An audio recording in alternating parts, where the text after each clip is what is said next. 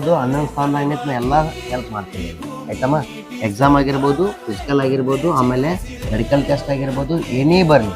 ನಿಂದು ಅಗ್ನಿವೀರ ಆಯಿತು, ನೇವಿ ಆಯ್ತು ನಮ್ಮ ತಿಳಿತಾರೆ ಆರಾಮಾಗಿ ನಾ ಮಾಡಿಕೊಡ್ತೀನಿ. ಏನು ತಲೆ ಕೆಡ್ಸ್ಕೊಳಕ್ಕೆ ಹೋಗ್ಬೇಕು. ನನ್ನ ಮ್ಯಾಗ ಜವಾಬ್ದಾರಿ ಮ್ಯಾಗ ಬಿಡ್ರಿ ಅವಿಗ್ರಿ ಬಿಟ್ಟನೆಲ್ಲ ಮಾಡಿಕೊಡ್ತೀನಿ. ಸ್ವಲ್ಪ ಟೈಮ್ ತೊಗೋತೈತೆ ಅದು. ಈಗ ಎಲ್ಲದ್ರೊಳಗೂ ನಾವು ಜೀರೋ ಹೌದಾ, ಜೀರೋದಿಂದ ಇಲ್ಲಿ ತನಕ ಹೋಗ್ಬೇಕು ನಮ್ಮ ಮುಂದೆ, ಹೌದಿಲ್ಲ? ಸ್ವಲ್ಪ ಟೈಮ್ ತೊಗೋದು, 1 ತಿಂಗಳು 2 ತಿಂಗಳು ಆಗಂಗಿಲ್ಲ ರೀ. ಬಟ್ ನನ್ನ ಕಡೆಯಿಂದ ಏನೈತಲ್ರಿ, ನಾ ಎಲ್ಲ ಹೆಲ್ಪ್ ಮಾಡ್ತೀನಿ, ಆರಾಮಾಗಿ ಮಾಡ್ಬೋದು. ಆಯ್ತಾ? ಎಫರ್ಟ್ ಜಾಸ್ತಿ ಮಾಡು, ಆರಾಮ್ ಕ್ಲಿಯರಾಗಿ ಆಗ್ತದೆ. ಏನು ತಲೆ ಕೆಡ್ಸ್ಕೊಳಕ್ಕೆ ಆರಾಮಾಗಿ. ಬಿಜಾಪುರ ಡಿಸ್ಟಿಕ್ ಏನ್ರಿ? ಗುಣಿಕೆ ಯಾವ ಕಡೆ ಬರ್ತದ್ರಿ? ಸೊಲ್ಲಾಪುರ ನೋಡಿ. ಹಾಂ ಹೌದು. ಹಾಂ ಸೊಲ್ಲಾಪುರ ರೋಡಿಗೆ ಅಲ್ರಿ?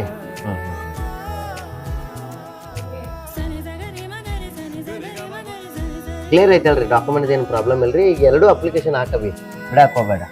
PUC ಸೈನ್ಸ್ ಮುಗಿಸಿದಂದ್ರೆ SSR ಬರ್ತಿತ್ತು. ಬಟ್ 10th ಮ್ಯಾಗ ಏನೈತಿ MR ಬರ್ತೈತಿ, MR ಹಾಕ. ಹೈಟ್ ಕಡಿಮೆ ಐತ್ರಿ ಅದಕ್ಕೆ. ಏನು ಟೆನ್ಷನ್ ತೊಗೊಳಂತ ಏನು ಇರಂಗಿಲ್ಲ ರೀ. ಅದಕ್ಕೂ ಎಕ್ಸಾಮ್ ಇರ್ತದೆ, ಅದಕ್ಕೂ ಫಿಸಿಕಲ್ ಇರ್ತದೆ ರೀ, ಮೆಡಿಕಲ್ ಟೆಸ್ಟ್ನೂ ಇರ್ತದೆ. ನಾವೆಲ್ಲ ಹೇಳ್ತೇವೆ ರೀ.